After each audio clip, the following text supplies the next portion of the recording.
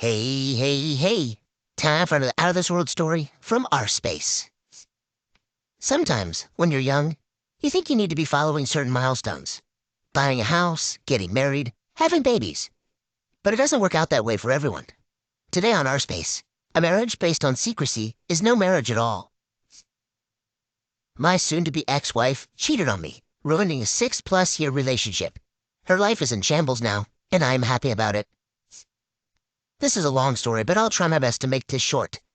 We'll have to make multiple parts, though, to get full picture, though. My soon-to-be ex-wife, who we will call Y, and I got married January 2020. I was 22 years at the time, and Y was 21. We got married in secret. Only our close friends knew. At this time, we were living on campus at our university in Miami, both coming from 2 countries away, and where our families lived as well. As soon as we got married, it was a toxic nightmare. For starters, she was secretly texting her ex-boyfriend from high school, who we will call Jay. She stated they were just friends now, but this didn't sit right with me, as this person was also her first time. I'm not the type of person to go into someone's phone, as I wanted to trust her. However, she started trying her hardest to hide her phone screen from my point of view, and whenever I touched her phone, she would go crazy. At some point, I was able to figure out her passcode and check her messages. However, I wasn't able to find any proof to follow up on this. Fast forward March of 2020. The pandemic hits, and everyone is forced to move back home. We were in a weird position as we still hadn't told our families, so we wore our rings in secret. Everything was seemingly okay until the first week of April 2020. She just randomly stated she wanted a divorce. It shattered my heart to hear that, as I cried and begged her to stay. I tried asking where did I go wrong or if I wasn't doing enough for her. She just stated she didn't love me anymore, and that she wasn't the one for me. For about a week, I was trying my best to save our marriage. I was at her mercy to try to make things work out, but she's extremely stubborn. At the end of that rough week, I decided to finally accept that she doesn't want to be with me anymore. It was hard to accept, but I figured we shouldn't drag this along anymore. I only asked her to return the wedding rings I gave her. However, she refused to give them back, as she stated it was a gift for her, and she was entitled to keep them. Legally speaking, she may have been right. However, I didn't feel like she deserved to keep them, as we were no longer going to be together. The rings were real, and I was only a payment plan for them for about 3 years, with only 4 months in so far. We argued about this over the phone to the point I hung up and cried to myself in bed. My mother asked what was going on. I confessed everything to her, and she held me in her arms and told me everything was going to be okay. The next day, we both went to Y's home, to where we confronted her mother and told the truth to her as well. It became an argument between our mothers, with Y still upstairs refusing to see me, but was texting me, asking what the hell was going through my mind, getting our families involved. It was then agreed by our mothers that the rings would be given back to me, but on another day. About 2 days later, I get a call while at work from Y. She was crying, stating that her mother was kicking her out because she got married in secret. She stated she still loved me, as willing to give us another try, agreeing to cut off Jay, and that we should move in together and live as a married couple. Being the idiot who was in love at the time, I rushed out of work to meet up with her, and then we immediately started looking into apartments in the area. I was able to get us an apartment that was fairly cheap due to the pandemic, and the move-in date was within 3 days. When I got home, I told my parents the news, and my mother was not happy about this. She explained that I was making a mistake, that I needed to rethink all of this. My father was disappointed, but stated it's my life, my choice. For the next few days, my friends helped me move things from my place, and I barely talked to my parents within those days. It was heartbreaking for my mother the most, and hurt me seeing my mother upset as well. First day in, I felt like our marriage was finally moving in the right direction, and I was finally feeling that happiness I was feeling before she told me she wanted to divorce me. However, that happiness did not last long. A few weeks after moving in, we get invited out for some drinks, and when we get back home, I went through her phone to find conversations between her and a different ex, who we will call E. The messages went as far as around the time she asked for a divorce, and this made my legs crumble. She was passed out on the bed. However, I woke her up by splashing water on her and started screaming at her. She was confused as she was still tipsy, but I was very furious and yelled at her for over 2 or 3 hours. At one point, I demanded her to leave as she was starting to come back to her senses. She began swinging at me and chasing me around the apartment, actually punching me a few times and clawing at me. I'm not a violent person at all. I took the abuse and just locked myself in the room to keep her away from me. She started crying and begging me to forgive her, to the point she was on her knees and stated she would do anything to make up for it. We just began arguing and then slowly talking about the situation through the bedroom door. Eventually, we both calmed down and went to bed, as it was 4 a.m. when this was happening. I didn't sleep, however, and when 7 a.m. came around, she woke up with only half the memory from what happened last night. I yelled everything back to her again, but this time, she was sober enough to know what was going on, and again pleaded for me to stay. She cried, stating she had nowhere else to go. In that moment, I hated her very much, as I feel she stole me from my family, my friends, and my life. About what I saw in the messages, there was nothing that stated they've done anything physical, at least from what was texted. However, there was conversations that had sexual tensions, such as her calling E sexy, and E stating they should make a video together, which I still consider cheating. After further arguing, I told her as long as she promises nothing happened between her and E, I better not see her talking to E ever again, or I will leave her this time. She pleaded that nothing ever happened, and during the same conversation I asked if anything had happened between her and Jay. She paused and said no. It was at that moment that made me want to investigate this further. My gut told me that this was only the beginning of what was to come next and turn my world upside down. I'll explain more on this another day. Your gut was right, OP. When we're wearing those rose-colored glasses, it's hard to see who's hurting us and people's true intentions. Do you think Y was wanting to be a secret marriage so that she could mess around behind your back? What was the point of the secret marriage? Did you know your parents wouldn't approve? Did you subconsciously know that it was a bad move and that maybe she wasn't the best person for you? So you kept it a secret to sort of hide that guilt? It seems like both of you are quite toxic together. Fights tend to escalate. Despite your parents being disappointed in your choices, it's refreshing to know that they support you through the thick and thin. Part 2. Following my previous post, we are now in May of 2020, when I asked if anything happened between her and Jay, where Y reluctantly responded no. It was the way she answered that made me suspicious. To add on a little bit more, when we first moved in April 2020, I was working at a call center about an hour away from our apartment from 8 a.m. to 6 p.m. She was not working due to her job being closed, so I had to start doing Uber Eats, Postmates, and DoorDash, which would usually be 8 p.m. to 2 a.m., after work or whenever on my days off from work. Also, after the first night we moved in, I was given the cold shoulder from her every night. While I'm at work, she would text me cute things such as her repeatedly saying she loves me and waiting for me to come home to cuddle. However, once I got home, she would barely touch me or look at me, which led me to discovery about her and E. Anyways, now we're in June of 2020, weeks after the incident. At this point, I'm keeping my distance from her, keeping my same work routine, while also trying to finish college classes online. She was not working yet, but whenever I came home, it was never cleaned unless I did it.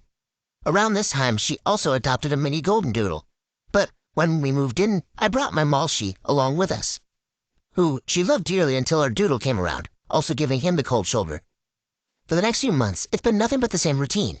We tried to talk and go out on dates, but it also ended in silence. I tried to break the ice and see if we can work it out, but she never wanted to express herself. Little by little, I felt my love for her going away as I became numb to her treatment towards me. That was until October 2020, when she finally opened up to me. She apologized for her treatment towards me the past few months. We felt like we were both ready to leave the past behind and just focus on us now. It was us against the world. This felt more powerful when I caught COVID the following month, where she cared for me the way a wife should. She ended up catching it from me once I recovered, and I returned the favor. After that, we started acting more like husband and wife. She finally started getting into my hobbies such as video games, anime, art, and photography, even coming along with me during my late-night deliveries, where we would vibe out to music, and she would help as well. We discovered new things about each other, went on dates, and honestly, it felt heartwarming being in her presence again. That spark between us was finally coming back, but I still had a secret grudge against her actions as it was hard to move on from it. All was going good until a few days before Valentine's Day of 2021, where I made another discovery. These past months, I still secretly went through her phone every now and then, but honestly never found anything between her and E besides what I already knew. However, I decided this time to take it a step further and look at messages between her and her bestie, who Y would constantly send all the gossip to with the long messages and screenshots. Going through the messages made my heart sink even more when I found more details about her and Jay. Turns out that Y and Jay slept together a few days before she asked me for a divorce, and this was actually the true reason for her asking me for a divorce. As I kept reading, turns out Y and Jay had a conversation sometime in October of 2020, I guess for some closure between them, which is why she finally decided to give us a shot. Oddly enough, I was not surprised this time. I woke her up from her nap and just straight up confided about what I just read in a surprisingly calm tone. She started crying and apologizing about it, and then I just stepped out and went for a drive to clear my mind. Many dark thoughts were going through my head, feeling like I had no one to turn to. For the next few days, I avoided her actions as much as possible. We still slept in the same bed, but there was no physical touch between us. Now on Valentine's Day morning, I get a couple of nudges from her in a cutesy tone asking, what did I plan for her today? Keep in mind, I'm extremely exhausted from work and my deliveries from the whole week, and obviously, I'm still heartbroken. She started crying, saying that I didn't plan anything for her. Once I heard that, I jumped out of bed and began scolding her about how crazy as hell she was to think I would do anything for her after what I just discovered. I yelled at her how she does not deserve anything from me and how our marriage is a total disaster. And you may be wondering why I'm even still with her. Well, at this point in my life, I honestly did not have the energy for anything. I was completely blank. A complete 180 from the person I used to be. I used to be creative, make drawings and paintings, do photography and videography, and always look forward to the next adventure. But I was hollow, feeling like what's the point of life? I know I'm stupid for this, but it just felt like it was just easier to hide it from the world. We were already so deep into the marriage life that it felt like there was no going back, because if I did, then what would I do now? It was a dead end for me, and I blame myself for relying on her to make me happy despite also making me the saddest. Doesn't mean I forgave her or anything. I just became more numb. So after this discovery, we again entered another period of keeping our distance. Around April of 2021, she took a trip to Peru with her grandmother, and honestly, I was a little excited to have the place to myself for a change. I told my friends the news, and they began showing up to my place frequently while she was away, not knowing what I know. They made me feel like my old self again, doing our old late nights shenanigans and old activities like game nights, watching movies, or just hanging out.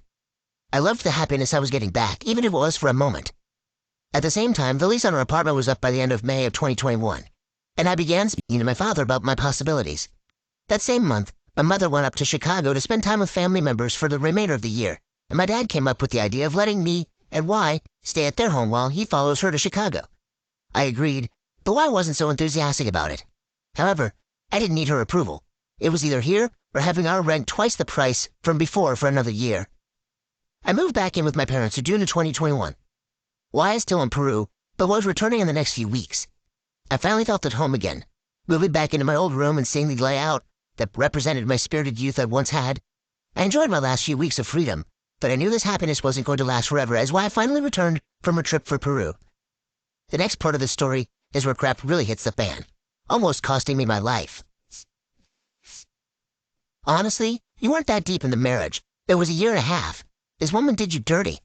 You've splashed water in her face, she's physically assaulted you.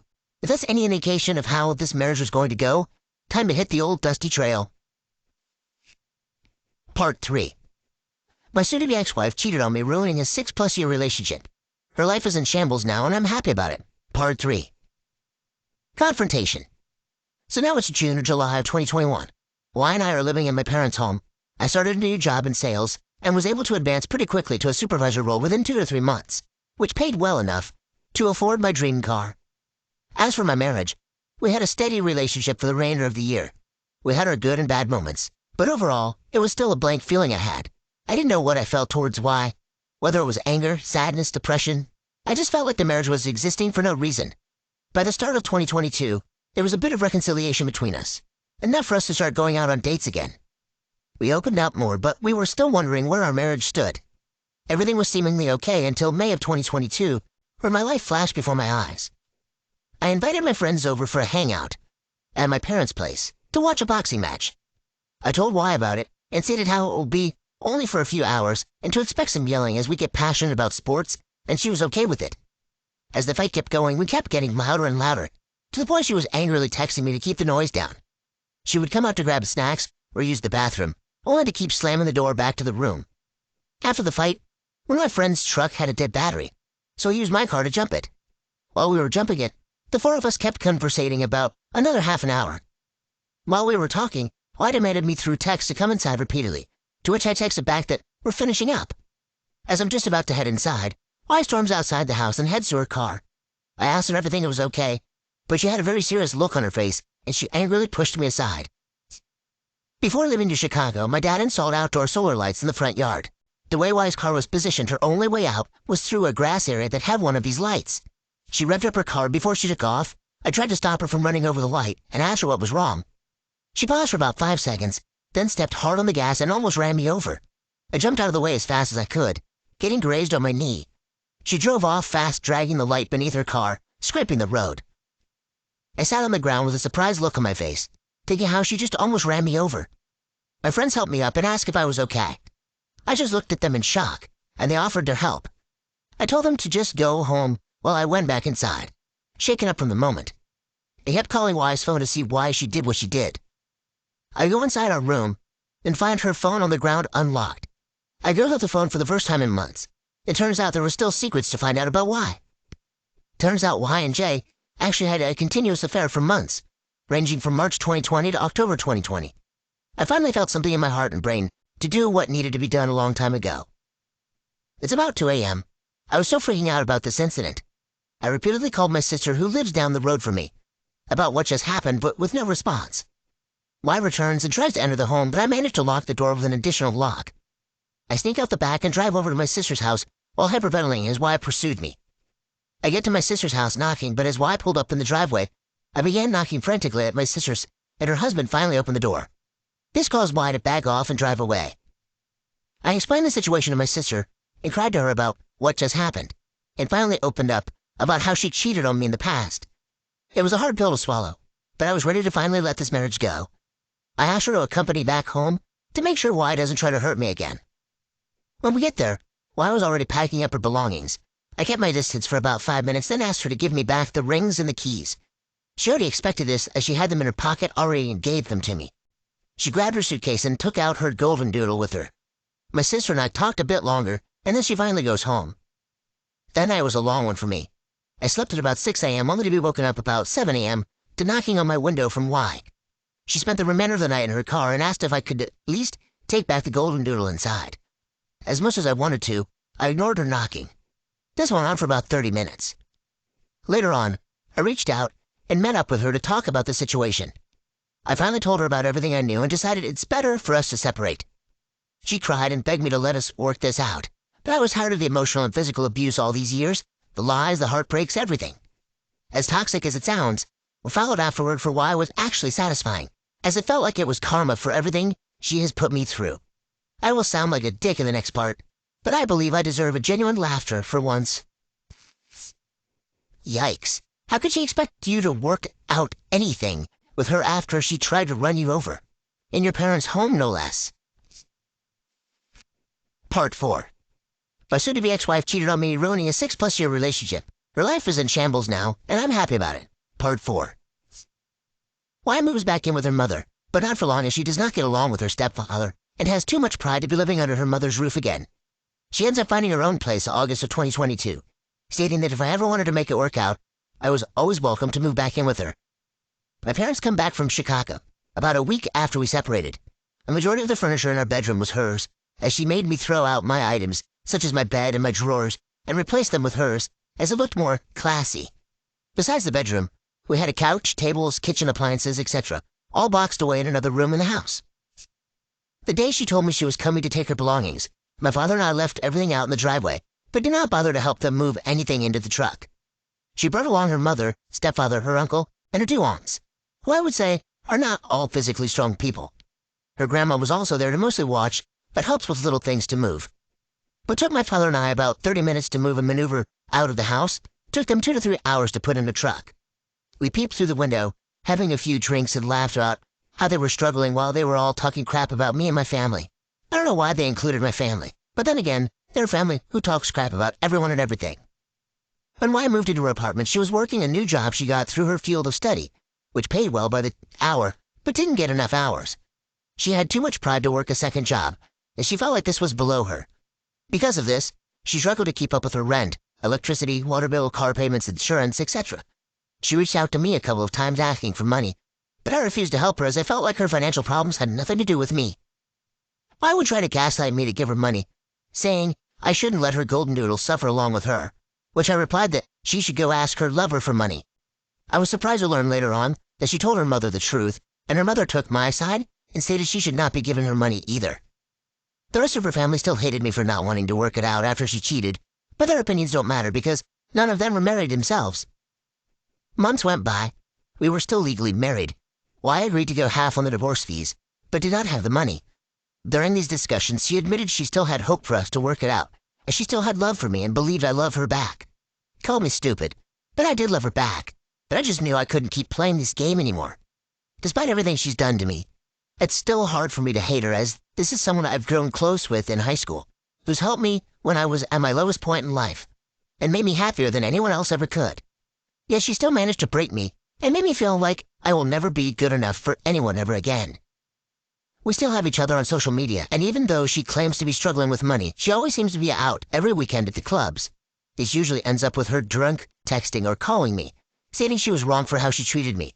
Whenever I post on my Instagram or Snapchat stories about being out late at night, she's usually the first to see my posts, usually within a minute. She acknowledges that I look happier without her. As of now, I wouldn't say happy, but I do feel like this is freedom. Since moving out, she's gotten into 2 car accidents just a few months apart. We're no longer on the same insurance together, but she still called me asking if I can financially help her, which I refused, and told her she was on her own now. I still had her on my phone plan a few months after, but decided to disconnect her line without letting her know. Once reconnected, she angrily texted me days later about how she lost her number, and had to get a new phone because her current phone was still locked with my carrier, and she couldn't call to unlock it since I was the account holder. She called me a dick. I couldn't help but laugh about it. I had this ex-girlfriend that I ended off on good terms with. We were friends until Y and I got married, when she forced me to cut off my friendship with her out of fear that my ex would try to get with me again. We started hanging out again, and when Y found out, she swears that I only divorced her to get back with my ex. I had no interest in her after the breakup, only seeing her as a friend at this point, even after Y and I separated. From what I heard from a mutual friend, she tried to get back E, who now has a girlfriend and a child. She also tried again with J, who now has a girlfriend. Y would sometimes reach out to me about how she's still behind on certain bills, would barely eat, almost got evicted twice, and can't afford to care for the golden doodle. If I had to guess, she's most likely getting money from her grandmother. We would still text time to figure out a court date, or days where I still had to give some leftover stuff from home. She would always say she would never find a guy like me and how much she wishes we could try again and regrets her actions. Part of this made me feel happy for karma. The other part would be feeling sad about how everything led up to this moment. Around March of 2023, we went to court to finally file our divorce. While waiting for our turn, she stepped out in the hall to cry her eyes out, while I just sat there not knowing what to think. After about 10 minutes, it's finally our turn and we begin signing away. Ever since then, we just now talk with a few texts once everywhere 1 to 2 weeks, saying what we have left to say. As for myself, I was promoted to manager a month after we separated. I stayed in this position until November of 2022. As I was overworked to the point of getting no sleep, I was able to find a better paying job, one that I continue to work for to this day. During the marriage, I've gained weight from overeating to help cope with my depression. I've been going back to the gym, but need to work on getting a routine.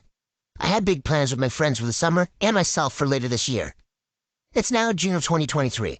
I wouldn't say life is perfect, but whenever I'm having a bad day, I think about how Y's life is basically falling apart now ever since we've parted ways. Makes me feel like she deserves to feel what I've felt for 6+ years.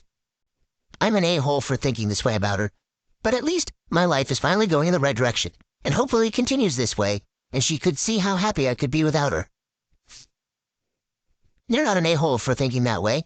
She played you like a drum throughout your marriage and took advantage of the fact that you were young and in love. She only ever wanted to work it out when things were going bad for her. She needed you far more than you needed her, OP.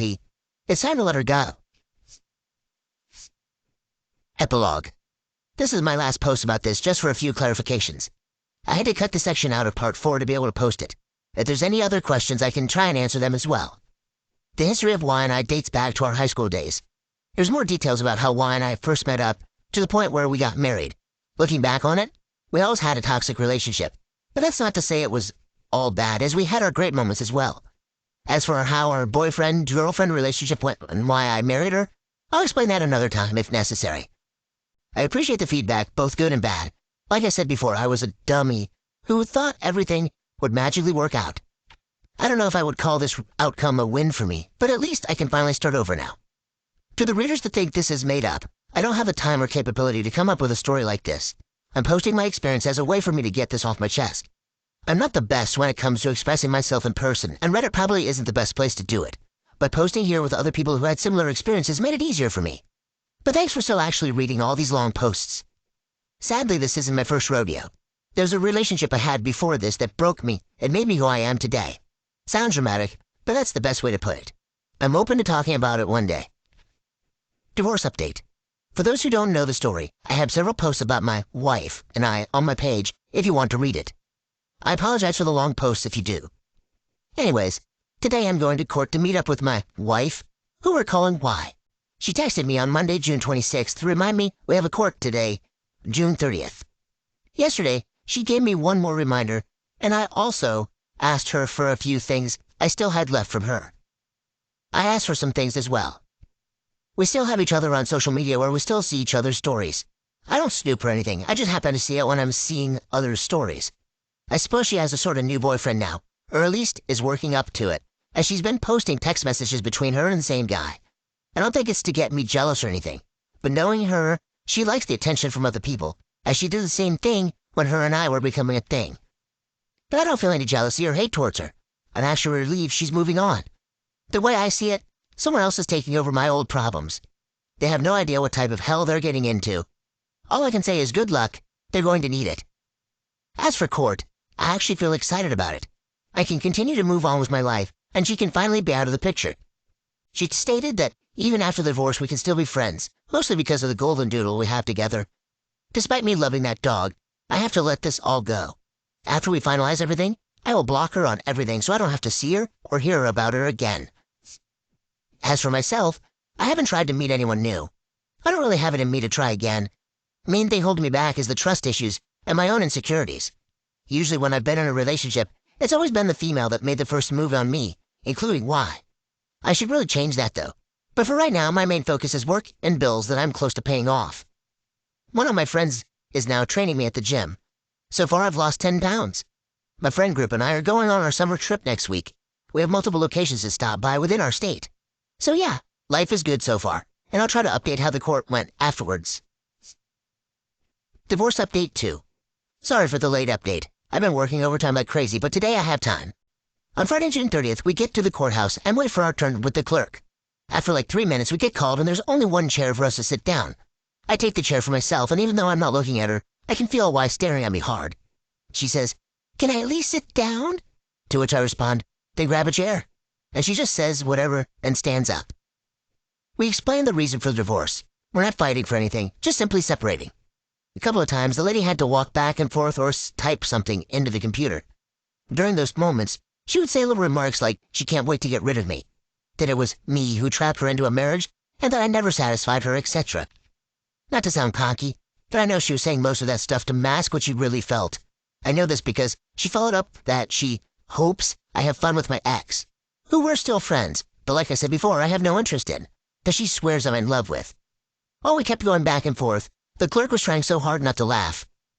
We paid the fee, and now we just have one more court date in 1 to 2 months. It was raining when we walked down, so we still discussed a few things. Main thing, she asked if I could watch our golden doodle in August while she goes on her trip out of the country. I said not possible for me, and she followed that I'm a deadbeat dog dad and that I will never see him again, and left. Here's the kicker.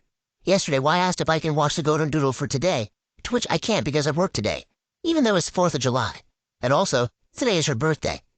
She won't be getting a happy birthday from me, though. Also, her family does not celebrate birthdays, especially her mother and stepfather because they're both Jehovah's Witnesses. Her only real option is her best friend, who's most likely going to do something with her boyfriend rather than Y. So yeah, I'm at work waiting 2 more days before vacation. Nothing really different going on from the last update. Happy 4th of July! I think she projects the fact that you're the one leaving her onto you. The little comments are a way of her trying to mask the fact that she threw your marriage into a meat grinder. You guys were young when you both came together, and unfortunately she just never grew up. I'm not sure she really had the faintest idea about what a marriage was. She was quick to try to throw you to the curb when she started cheating on you, discarding the love she claimed to have had for you, until she realized the perks of having a husband, or a doormat, who will take her back whenever she begs and pleads. And you just kept taking the hits and taking her back. I'm glad you finally uncovered your self-worth. Now don't look back. What do you make of this hot mess? Let us know below. And thank you for joining us today on Our Space. Be sure to like and subscribe and hit that notification bell so you don't miss out on our next video. We'd hate for you to miss out. See you next time.